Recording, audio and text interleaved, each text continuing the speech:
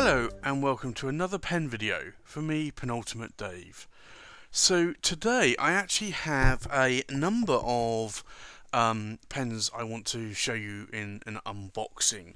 Now these are Visconti, and I have three here that I'll show you. Now two are Rollerballs, one is a fountain pen, but they are all the same model. So I just want to do the unboxing here.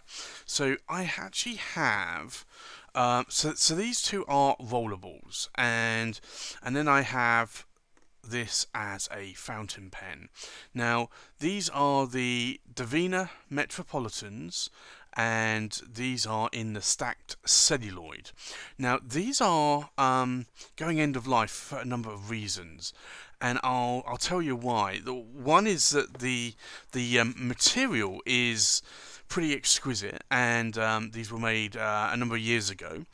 And so what models are out there Visconti are not making anymore.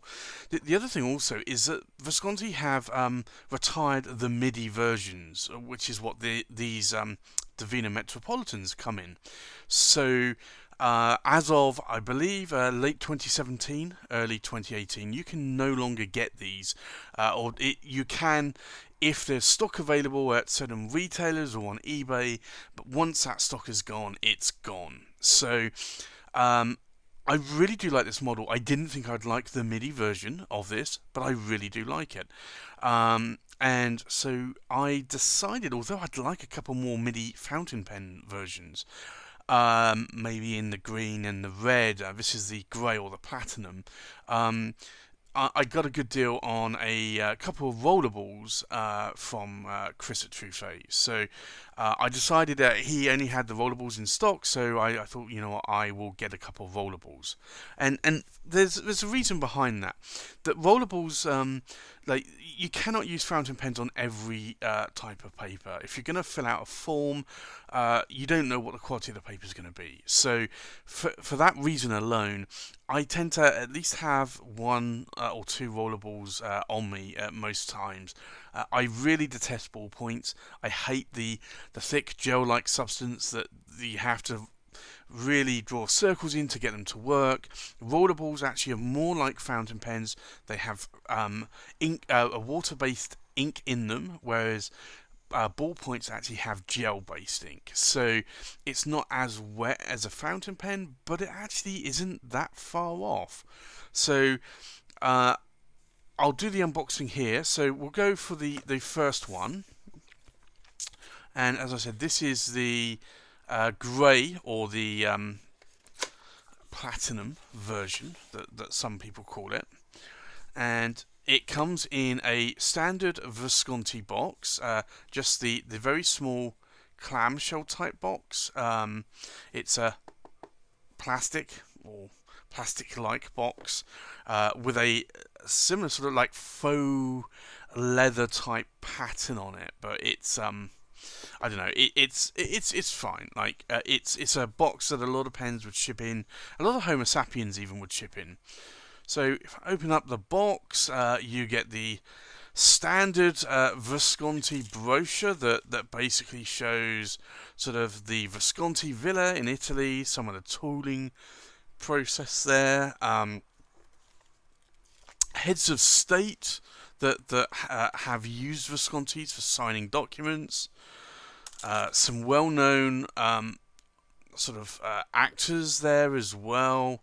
Also have Dante Del Vecchio here, slightly younger Dante, and there as well. It shows you some of the Divinas. It shows you the Alchemy, which is a double-ended fountain pen, so that it actually has two nibs on it. Shows you some other very expensive Viscontis to obviously try and tempt you into the Visconti range. The Arachnus here that I do have. It shows you the Rembrandts and the Divinas, the Michelangelo, some of the Homo sapiens there as well, and then warranty information in the booklet there. So warranty is 2 years from date of purchase. and then just at the end it just gives you a serial number. Now I don't know if these serial numbers actually really do match up. You never actually see these on a pen, but inscribed on the pen anywhere. But that's the Visconti booklet anyway that you get with it, and you get a sort of faux leather type inner box here, and then you have the pen in a like plastic wrap. So let's have a look at this. If I bring some light a little bit closer, you'll be able to maybe see this a little bit more, but this is the pen. Now this is I guess what's called the platinum or palladium. Well, it's sort of, it's a grey stacked celluloid. It has the standard Divina silver rods going through the body, but this is actually quite a lovely pen, and you'll see that there will be dark areas in the body. Let's see if I can zoom in a little bit more. You'll see that some of this is how it just shimmers when the light reflects off of some of those layers there. There you go. As you can see there, it's quite a nice effect, and a lot of people really do like the stacked celluloid, or some people call it the stacked coin celluloid, because it basically looks like a lot of silver coins stacked on top of each other. And as I said, this is a rollerball. Does come with a matching section, and so Visconti actually put a 0.7mm rollerball refill in these pens, and that's really about it. So in terms of size, you can see that it's although it's a midi, a smaller pen, it's actually, for my hand, still not that bad, and you can post the cap if you want to, and I tend to do that more with the fountain pen, but it's actually quite nice. You have the Visconti spring clip. You also have the finial, the My Pen system that you can change there as well. And you'll also see that these silver rods do actually match up and line up when you put the cap on. So there is no way of actually putting this on wrongly, because it will not fit. So the other thing to mention also, and it took me a while to actually work this out, or at least a couple of minutes. There's an end cap here. Now normally on the fountain pen you pull this out and then you twist, and it's a captured converter. But I was trying to work out how to actually change this refill here, because it seems to be seamless, and sometimes you would normally unscrew the section, sometimes you'd unscrew the actual point here on some pens, but I will show you how to do this, because I know some people have broken their pens, but I'll show you on the green version in a little bit, because I've done that a number of times. So that's the grey version. So let me just put this away, and then I will show you the green version of the rollerball. And again, same box, outer box, same clamshell, same manual. You have the faux leather with the Visconti logo. This is actually sort of embossed slightly. It actually has a texture to it. So you have the manual there as well, and then you have the pen in the plastic wrapper. So this one is the green one, and if I zoom in a little bit more and show you this, hopefully you can see there the green.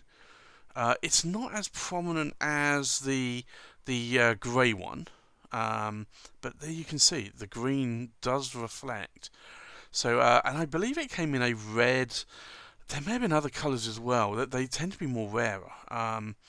But again, sort of like in terms of size of your hand, like this is for me pretty comfortable. And again, you can cap it as well or post it if you want. and it's a nice pen. So I wanted to get a couple of rollerballs, as I mentioned. Now that's the basically it's a screwdriver slot here.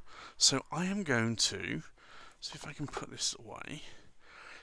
Show you here. Basically, it's actually a wide screwdriver slot, so you do need to just be a bit careful with the screwdriver. But basically, if I just steady this a bit, you just unscrew it to the point where it loosens it a little bit, and basically that's what you're left with. So don't lose that, whatever you do. Now, the problem is, how do you get this out? So the best way I found is just to literally press down. Actually, I'm not going to do it on that bit. So let's try and press down a bit here. There you go. You've got to press down pretty hard. You shake it, and then the refill comes out. So the refill in these pens, which are pretty much the same with most Viscontis, there is a slight difference. Is it's a Dream Touch, and if I can get the light on this, it's a, there you go. You can just about see it there, AA40. Now there are two types of Dream Touch refills that you can get. But this is the one that I'd say a lot of the Viscontis do utilise. So you push it back in. Now the refill is fully inside, but it's not showing here. So what you do is you take this and you thread it back in. So you can see it's gone in a little bit. And now just steady the screwdriver. Have to be careful because it does slip around a lot, and you just tighten it back up again. So that you can see it's tightened back up, and there you have it. So that's basically how you change the Divina Metropolitan refill. It's definitely a different way. I wouldn't really have guessed that to start with. It did take me a couple of minutes, but once I realised that, that's all I needed to do. Now, there's also the fountain pen version. Now, I have this again in the grey, stacked celluloid, and I do like this. So I'm glad I actually got a Rollerball to actually match the fountain pen version I have here. But as you can see, there's a lot more, I'd say a lot more shimmering or chatoyance there on those stacked coins. And if I remove it, you'll see here, this is the nib I have on it, and it's a broad nib. It's a number 5 size nib for the fountain pen because it's a smaller MIDI-sized pen, basically. So there you go. That's the fountain pen. So let's maybe do a few writing samples. If I just remove some of these boxes out of the way, I will just show you all of the pens that I have now in the stacked celluloid. So we have effectively left to right. We have the Visconti Corsani 90 from Stefano at Stilograph Corsani. We have the Corsani Octagonal. Again, that was another pen made by Stefano, or in collaboration with Visconti, and that's called the Octagonal. And then there's the Wall Street, which came before both of those pens. I have the Divina Metropolitan in a grey stacked coin in fountain pen, and then I have these two newer ones, which are the Rollerballs. So just to show you there now. So this is a grey and this is the green there. So that's at the moment that's the collection that I have. So let's go and do a writing sample, shall we? So let's do a writing sample. This is the Visconti Divina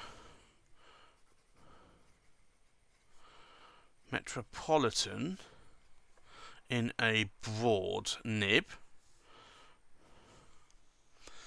And you can see here just standard line variation. I can push a little bit more with this and get a little bit. You get a little bit of railroad there, but it's a really lovely broad nib. So I do like this.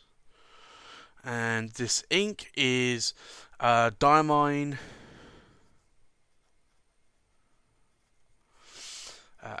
Amaranth. So as you can see, like this, in terms of wetness, like I'll show you. This is quite a wet nib.